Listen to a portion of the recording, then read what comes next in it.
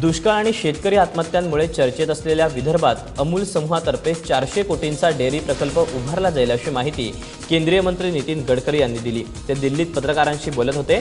काही दिवसांपूर्वी गडकरींनी गुजरात दौरा केला।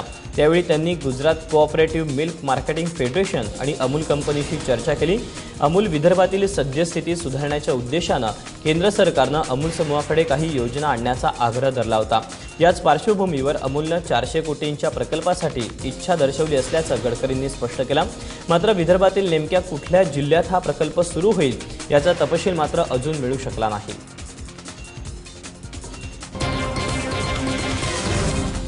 मदर डेअरी जी आहे ती नागपूरचे दूध योजनेची सगळी प्रॉपर्टी त्यांना 1 रुपया लीजवर ट्रान्सफर करण्यात आलेली आहे। विदर्भामध्ये दुधाचं उत्पादन वाढावं आणि आत्महत्या करणाऱ्या शेतकऱ्यांना दिलासा मिळावा या दृष्टीने त्यांनी संपूर्ण विदर्भ आता विकसित करण्याचं ठरवलेलं आहे।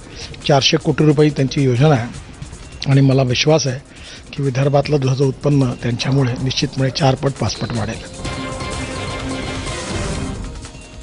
येत्या 1 जुलै रोजी महाराष्ट्रात एकाच दिवशी 2 कोटी वृक्ष लागवडीचा कार्यक्रम हाती घेतला अशी माहिती वनमंत्री सुधीर मुनगंटीवार यांनी दिली।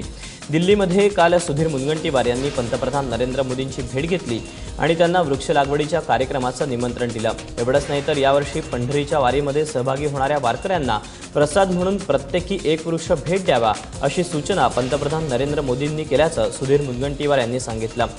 दिल्लीत दौऱ्यात सुधीर मुनगंटीवार यांनी संरक्षण मंत्री मनोहर पर्रिकर यांची देखील भेट घेतली। चंद्रपुरात लवकरच दुसरं सैनिक स्कूल सुरू होणार असल्याचं देखील मुनगंटीवार यांनी सांगितलं।